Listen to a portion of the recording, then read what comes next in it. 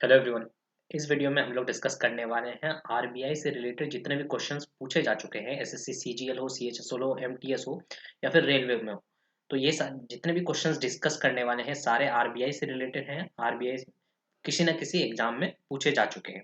ठीक है, तो वही सारे क्वेश्चन डिस्कस करेंगे क्योंकि एसएससी एग्जाम में क्वेश्चंस रिपीट होते हैं। ठीक है, तो शुरू करते हैं आरबीआई से related question.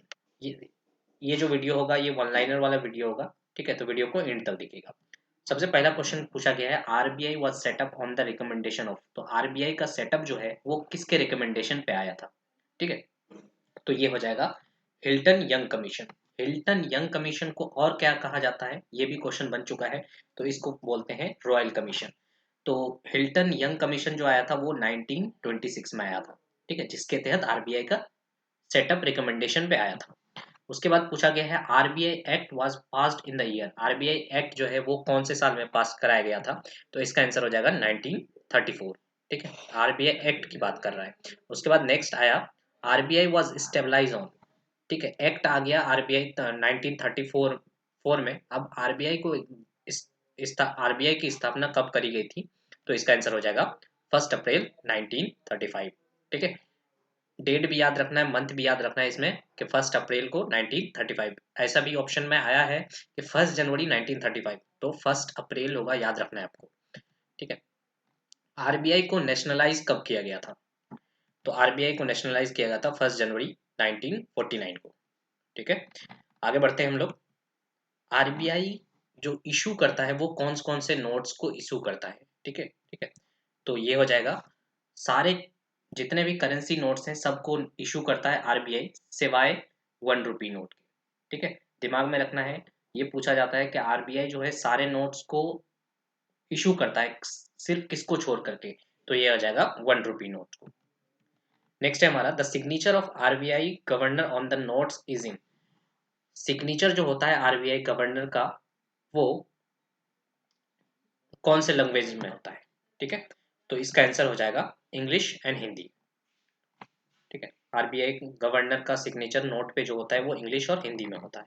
The currency note except 1 rupee note hold the signature of. तो ये बोला गया है कि बाकी सब में तो आरबीआई गवर्नर का सिग्नेचर रहता है जितने भी नोट्स होते हैं, लेकिन अगर 1 रुपए नोट की बात करें तो वो उसमें किसका सिग्नेचर होता है। तो उसमें रहता है, ठीक है, तो उसमें रहता है किसका सिग्नेचर, उसमें रहता है फिनेंस सेक्रेटरी का सिग्नेचर। ठीक है, तो ये क्वेश्चन पूछा गया, 1 rupee hold the signature of finance secretary. बाकी सारे जितने भी नोट्स होंगे उसमें देखिएगा आरबीआई गवर्नर का सिग्नेचर रहता है, लेकिन 1 रुपी का जो नोट होता है उसमें फिनेंस सेक्रेटरी का सिग्नेचर होता है। नेक्स्ट क्वेश्चन है, first governor of RBI. RBI का पहला गवर्नर कौन था। ठीक है, तो इसका आंसर हो जाएगा सर ऑसबोर्न स्मिथ। ठीक है, सिंपल सा याद रखना है, स्मिथ याद रखना है। ठीक है, ऑप्शन से ऑप्शन से कर सकते हैं आप इसको एलिमिनेट। ठीक है, तो ऑसबोर्न स्मिथ। उसके बाद पूछा गया है, first Indian governor of RBI, यानी कि गवर्नर जो आरबीआई के बने थे वो कोई बाहर के थे।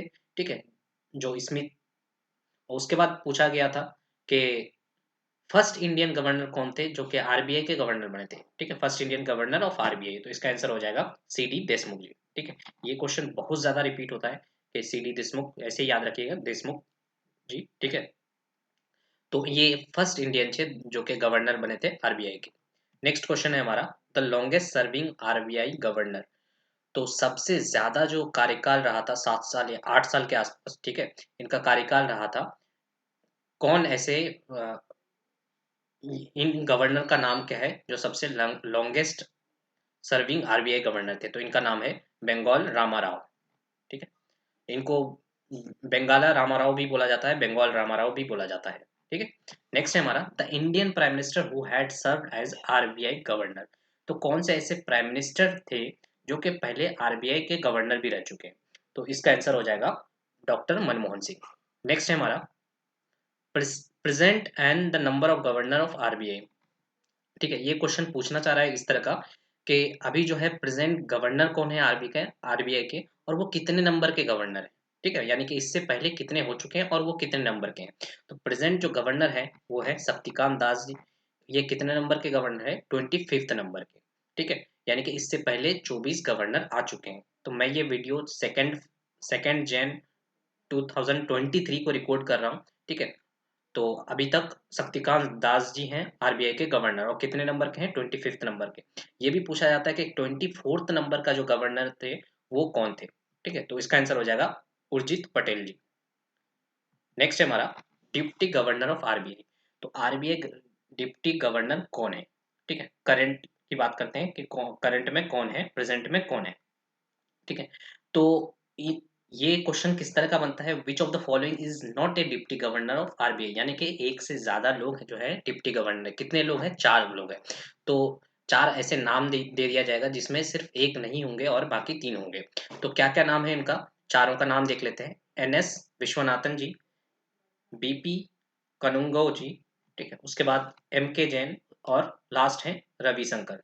ये चारों जो हैं डिप्टी गवर्नर ऑफ आरबीआई है, आरबीआई है करंट में, प्रेजेंट में, ठीक है। तो ये क्वेश्चन बहुत ज्यादा चांस बनता है कि आपको 3 सही दे दे और एक गलत दे दे। हेडक्वार्टर ऑफ आरबीआई, तो आरबीआई का हेडक्वार्टर कहाँ पे है? तो इसका आंसर हो जाएगा मुंबई। तो ये सारे क्वेश्चंस थे जो कि रिपीटेड वे में एसएससी और रेलवे के एग्जाम में पूछे जाते हैं। होप सो आपके लिए ये वीडियो इंपॉर्टेंट रहा होगा। अगर इंपॉर्टेंट रहा होगा, ठीक है, अच्छा लगा है तो please hit the like button. Thank you so much for watching.